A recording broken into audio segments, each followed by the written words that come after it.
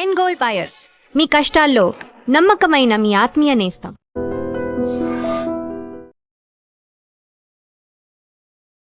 గుడికి వెళ్దామని వెళ్తాం గురుగారు, కానీ ఎందుకు వెళ్తాం? అటెండెన్స్ వేసుకొని వస్తాం.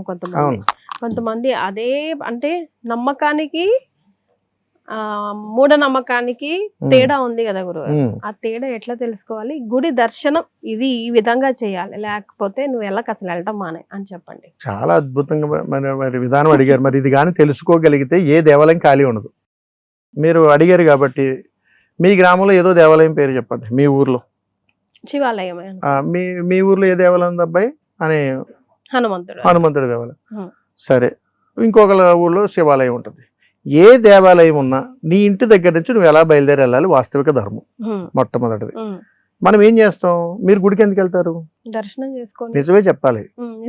దర్శనం చేసుకోవడం మీకు వచ్చే లాభం ఏంటి? ఏ గుడిలోకి వెళ్ళినా దండం పెట్టుకుంటాం. అంటే నా ప్రథమం ఏంటంటే కోరక్కర్లేదు, వెళ్ళి దర్శనం చేసుకొని అటెండెన్స్ వేసుకొని. ఏంటి దర్శనంలో పరమార్థం ఏంటి? మీరు అటెండెన్స్ ఎత్తే ఆయన మిమ్మల్ని చూడాలా? ఆయన అటెండెన్స్ పట్టుకుని పలానా కీర్తి గారు వచ్చారని అడుగుతాడు? ఆయన అడగడుగా. నా ప్రశాంతత. మీ గుడ్ క్వశ్చన్. ఏంటంటే అది మెంటల్ పీస్ అనేటువంటిది మీకు బయట ఎక్కడ లేదు. అక్కడే ఎందుకు దొరికింది? దేవాలయానికి వెళ్తేనే మెంటల్ పీస్ ఎందుకు దొరుకుతుంది, బయట ఎందుకు దొరకట్లా? చిన్న ప్రశ్న వేయండి. దేవాలయానికి వెళ్ళాలి, ప్రశాంతత కోసం వెళ్ళానండి, అక్కడికి వెళ్తే ఎంత బాగుందో అని అన్నాడండి. ఎంత బాగుందో అని అన్నావంటే బయట ప్రపంచం ఏది నీకు నచ్చట్లేదు, అక్కడికి వెళ్తేనే నచ్చుతుంది అంటే ఏమిటి? ఓ జీవుడా, ఎంత హాస్యాస్పదంగా నవ్వుతాడు తెలుసా పరమేశ్వరుడు లోపల నుంచి బయటకు వచ్చి. ఇదే ప్రశ్న దేవుడిని అడిగాను నేను. ఈశ్వర, ఎందుకోనయ్యా నీ సన్నిధానానికి వస్తే నాకు చాలా ప్రశాంతత ఉంటుందయ్యా, బయట ఉన్న నాకు ప్రశాంతత రాలి, అందుకే నిత్యం నీ దగ్గరకు వస్తున్నానయ్యా అని.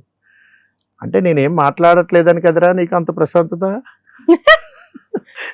అంటే సమస్త జీవరాశులతోటి నువ్వు మాట్లాడుతున్నావు రోజు. నువ్వేం మాట్లాడినా తిరిగి సమాధానం చెప్తున్నారు, నువ్వు తీసుకోలేకపోతున్నావు. ఇక్కడ నువ్వు ఎన్ని చెప్పినా నేను అలాగే వింటున్నాను రా ఓపికగా, అందుకే నీకు ప్రశాంతత వచ్చిందని చెప్పాడు ఆయన. ఈ చెప్పిన విధానంలో ఆయన అన్నాడు, ఈశ్వర నాకు ప్రశాంతత కాదు, నీ అనుగ్రహం నాకు కావాలి. అసలు నిన్ను ఎలా దర్శనం చేసుకోమంటావు, ఏ విధంగా చేయమంటావు అని అడిగాడు. అప్పుడు చెప్పాడు ఈశ్వరుడు, ఒరే నువ్వు నా దర్శనం చేసుకుంటే నీకు అనుగ్రహం రాదురా, నీ ఎంట యందు నీ తల్లిదండ్రుల అనుగ్రహాన్ని ముందు అది పొందు, తర్వాత వచ్చి నేను అనుగ్రహాన్ని ఇస్తాను. అక్కడ నువ్వు అనుగ్రహాన్ని పొందేవంటే నువ్వు నా దగ్గరికి రావక్కర్లేదురా, నువ్వు ఎక్కడున్నావురా బాబా అని ఎత్తుకుంటూ నేనే వస్తానని చెప్పాడు ఆయన. అందుకని గర్భగుడిలో కూర్చున్నటువంటి ఈశ్వరుడు త్రిశూలధారుడై నిత్యము కూడా భక్తులను అన్వేషిస్తూ ఉంటాడని చెబుతుంటాం. ఆయన పేరు శివుడు, ఆయన పేరే శివుడు. మనకి చాలా ఉంటాయండి, మీకు గతంలో కూడా చెప్పాను నేను. ఊరు పొలిమేరల్లో ఒకడు, శ్మశానంలో ఒకడు, కైలాసంలో ఒకడు, ఊరి నడిబొడ్లో ఉన్నటువంటి శివాలయంలో ఒకరు. ఈయన ఎవరు అంటే శివుడు. ఈయన త్రిశూలధారుడయ్యి ప్రతి భక్తుడిని అన్వేషిస్తుంటాడు. ఎవరున్నారా, ఎవరు ఏ తల్లిదండ్రులను అతీతంగా ప్రేమిస్తున్నారా, సృష్టి యజ్ఞానికి శ్రీకారం చేసినటువంటి తల్లిదండ్రులను ఎవరు గౌరవిస్తున్నారా, ఎవరు అతీతమైనటువంటి ప్రేమతో అనుబంధంతో చూస్తున్నారా, వీడు నా దగ్గరికి వచ్చేటువంటి యోగం అవసరం లేదు, నేనే వాడి దగ్గరికి వెళ్తానని చెప్పి ఈశ్వరుడు బయలుదేరి వస్తాడు. ఎందుకంటేనమ్మా, తల్లి గర్భంలో మీరు ఉన్నప్పుడే హృదయ స్థానంలో భగవత్ సంకల్పంతో శివపార్వతులు ఇద్దరిని కొలువు చేశాడు ఆయన. కొలువు చేసి మనకి హృదయ స్థానంలో వాళ్ళ నుంచి ఒక తల్లి గర్భాన్నం జన్మనిచ్చేసి ఆయన వెళ్ళిపోతాడు. నేనున్నానరా ఇక్కడ అని ఆయన మనం తెలుసుకునేటప్పటికీ మనం మరణం అయిపోయి. ఈ సమాధానం శ్మశానంలో చెప్పాలని చెబుతుంటాను. అందుకని ఇక్కడున్నటువంటి ఆయనకు మనం నిత్యం ఏమేసి అభిషేకం చేస్తున్నాం తల్లి? కుళ్ళు, కుతంత్రం, పగలు, ప్రతీకారాలు, రాగద్వేషాలు, ఈర్ష్య, ఇవన్నీ వేస్తున్నాం. ఇన్ని ఉన్నటువంటి వాడు నువ్వు నా దేవాలయానికి వచ్చి నిత్యం దర్శనం చేసుకుంటే నీకు నేను ఏమి ఇవ్వగలుగుతానరా, నీకు అనుగ్రహం ఎలా ఇస్తానరా అని చెబుతాడు. కాదు ఈశ్వర, నువ్వు నాకు చెప్పాల్సిందే అని అంటే అప్పుడు చెప్పాడండి ఈశ్వరుడు, తల్లి గర్భాన నువ్వు అమ్మ పొత్తిళ్లను తన్నుకుని బయటకు వచ్చావు. వచ్చిన తర్వాత నువ్వు ఇంటి దగ్గర నుంచి ఇక్కడికి వచ్చేటప్పుడు కూడా ఆ పాదస్పర్శతోటి ఈ భూమాతను కూడా ముద్దాడకుండా వస్తున్నావురా. తర్వాత తల్లి గర్భం నుంచి వచ్చిన నిన్ను ఈ భూగర్భంలోనే కదరా కప్పిపుచ్చాలి. మరి అలాంటప్పుడు శ్మశానంలో నీకు మోక్షాన్ని ఎలా ఇస్తానరా? బ్రతికుండగానే నువ్వు నీ కపాల మోక్షాన్ని పొందలేకపోతున్నావు, నేను చెబుతాను వినుకు అని చెప్పి అప్పుడు ఆయన చెప్పాడమ్మా. ఇంటి దగ్గర నుంచి మనం బయలుదేరినప్పుడు పాదరక్షకులు ధరించకూడదు నీ ఊరిలో ఉన్న దేవాలయానికి వెళ్ళేటప్పుడు. కానీ పాదరక్షకుల మీద ఉన్నటువంటి ప్రేమే మనకి ఎక్కువ భగవంతుడి కంటే, ఎక్కడ పోతాయని. అందుకని వాటిని నువ్వు ధారణ చెయ్యకురా, నువ్వు ఇంటి దగ్గరే ఉండు.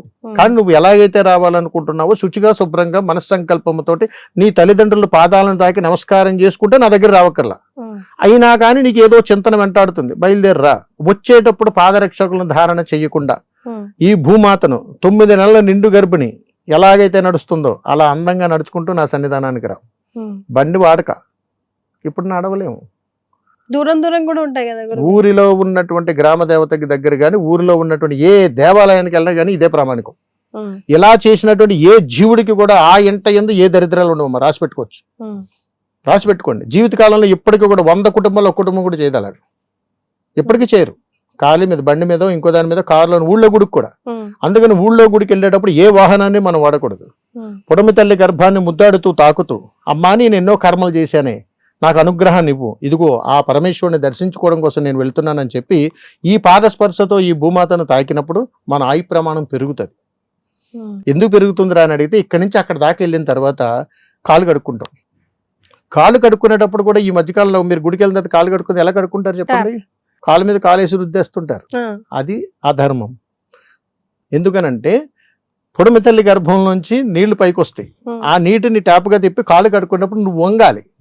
వంగి కాళ్ళను రుద్దటంలో అర్థం ఏమిటనంటే, అమ్మా నేను నీ దర్శనం చేసుకోవడానికి వస్తున్నానే, అయ్యా నీ దర్శనం చేసుకోవడానికి వచ్చాను, ఇంటి దగ్గర నుంచి ఇక్కడ దాకా బయలుదేరి వచ్చినప్పుడు నా పాదాల కింద ఎన్నో రకాలైనటువంటి జీవరాశులు పడి చనిపోయి ఉండొచ్చు, వాటికి నేను బాధ్యుని కాదు, కాబట్టి ఈ పొరపాటు నేను చేయలేదు సదా ఈశ్వర అని చెప్పి వంగి పాదాలు కడుక్కుంటూ క్షమాపణ అడుగుతుంటాం.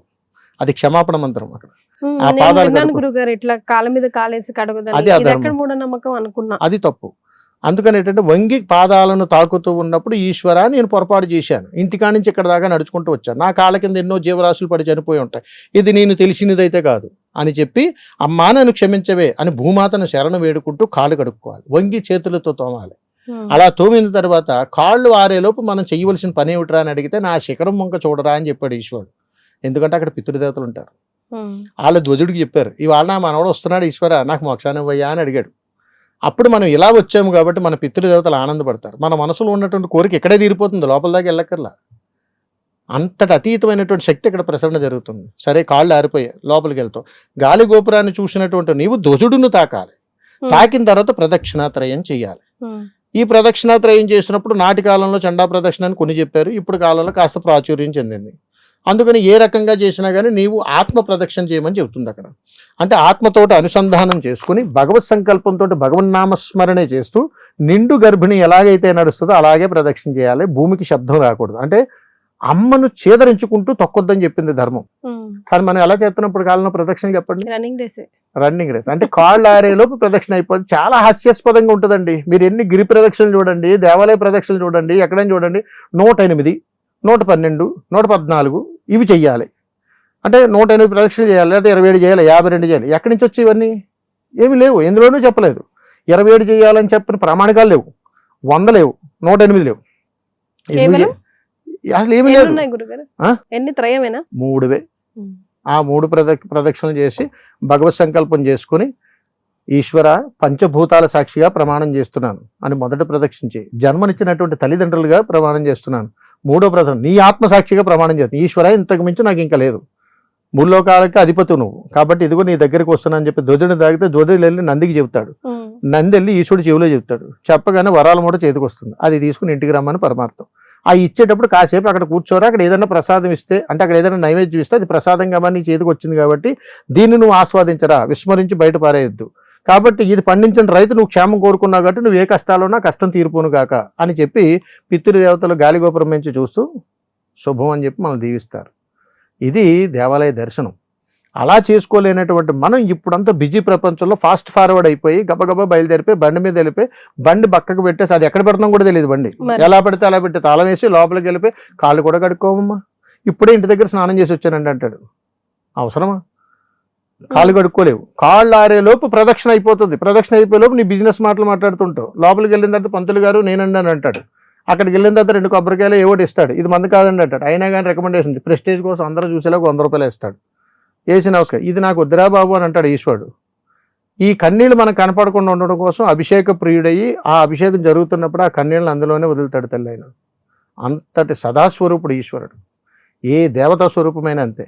ఎందుకంటే సమస్త ప్రకృతిని గౌరవించలేనటువంటి మనం, జన్మనిచ్చినటువంటి తల్లిదండ్రుల యొక్క ఆశీర్వాద బలాన్ని పొందలేనటువంటి మనం ఏ భగవన్నామ స్మరణ చేసినా కానీ వృధాయే. ఇదే ధర్మం.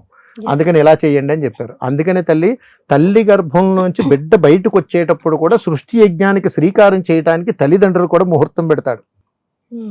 ఆ సృష్టి యజ్ఞానికి శ్రీకారం చేసిన తర్వాత 9 నెలల సమయం ఇస్తాడు. ఒక పిండము బిడ్డగా మారి బయటికి రావడానికి 272 రోజుల్లో ఒక అద్భుతమైనటువంటి అనుగ్రహాన్ని ఇస్తాడు. అలాంటిది 2 సెకండ్లు దేవాలయ దర్శనం చేసుకుంటే మోక్షం అక్కడి నుంచి వచ్చేద్దమ్మా? తల్లి గర్భంలోనికి బయటికి రావడానికి అంత టైం పట్టింది కదయ్యా, మరి ఈ మాత్రం మోక్షానికి 2 సెకండ్లు వచ్చేస్తుందా? ఎంత ధర్మం అమ్మా. అందుకని చాలా అద్భుతాలు ఉంటాయి జ్ఞానాల్లో, పట్టుకోవాలి. And for more videos, Please subscribe to iDream. Please subscribe to iDream. Please subscribe iDream. And please subscribe to iDream. For more videos, subscribe to iDream. please like, share and subscribe to the channel. Congratulations, iDream. Subscribe to iDream. Subscribe to iDream. So subscribe to iDream Media. iDream ki iDream team andarki huge congratulations. Please subscribe iDream Media. Please subscribe to iDream. Subscribe iDream. Please subscribe to iDream. iDream అంటే నా కళల channel subscribe చేసుకున్న నోరు తిరుగుతలేదు, మీరైతే గంట గుర్తు కొట్టండి. For more such videos, please subscribe to iDream. Subscribe to iDream. Please subscribe to iDream. Please subscribe iDream Media. Please do subscribe to iDream. Please subscribe to iDream Media. For best entertainment and information, please subscribe iDream. And don't forget to subscribe to iDream.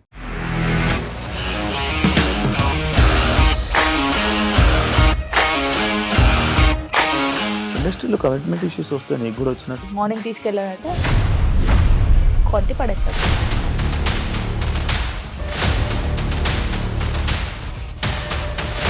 ఒక్కళ్ళు కూడా చూడలేదు ఈ cinema అని చెప్పడానికి కూడా చాలా ధైర్యం కావాలి. అది నిజం కదా, దాంట్లో ధైర్యం ఏంటి? ఇది నెక్స్ట్ డే ప్లేట్ మార్చేస్తే తప్పు కదా. As of now we are comfortable this అని నేను అనుకుంటున్నాను. రష్మిక గారిది మీది ఒకే ఊరంట కదా? నీకు కోపం వచ్చిందంటే బాగా తిట్టేత్తరా? తిట్టేద్దామండి. నిజంగా గేమ్ ని ఎలా చేంజ్ చేయగలిగారు? ఏపీఎస్ఎఫ్సి వాళ్ళకి 6 నెలల్లో నేను 6 లక్షలు కట్టా. బిజినెస్ చేయాలనుకుంటే it is as difficult as riding a tiger.